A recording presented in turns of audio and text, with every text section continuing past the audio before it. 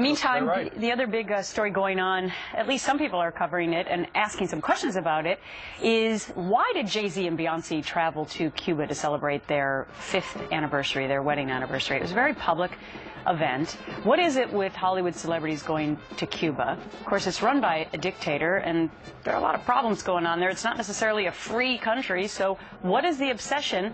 And did they go through the right channels to get the right visas? Well, see, that's it exactly. Keep in mind, Americans are banned from going to Cuba unless they get a license from the federal government, because there's a trade embargo that keeps most Americans from traveling there without a license. As it turns out, extraordinarily, these Hollywood heavyweights who are aligned with this White House got a license from the U.S. Department of Treasury. They traveled there legally. Many can't. They could. Jay Carney asked about it yesterday.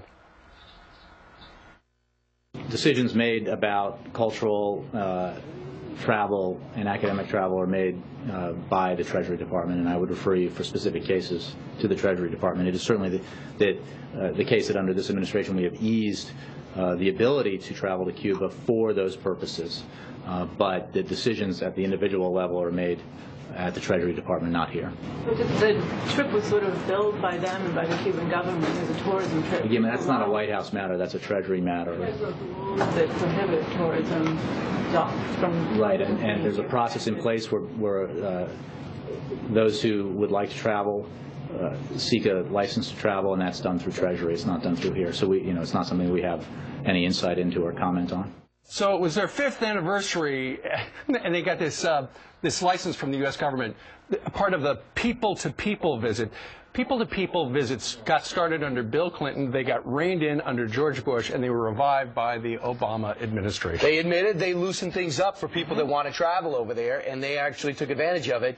I bring back to yesterday's guest, there's an obsession with Hollywood and Cuba. You would think there'd be outrage and disdain for those who rob you of your rights, your creativity, and jail you. And I believe there are more African Americans in jail per capita in Cuba than anybody else. Well, I just don't know. Well, that's the important point right there. And also musicians are jailed there, which musicians are the ones who are going to visit, the famous ones here. Musicians are jailed there because of freedom of speech issues. So you would think that maybe if they went there, it would be to try and change that potentially instead of appearing to honor it. Marco Rubio, whose parents left there, said this: since the inception, the Obama administration's people-to-people cultural exchange program has been abused by tourists who have no interest in the Cuban people's freedom and either don't realize or don't care that they essentially are funding the regime's systematic trampling of people's human rights. Remember, they are desperate for tourism.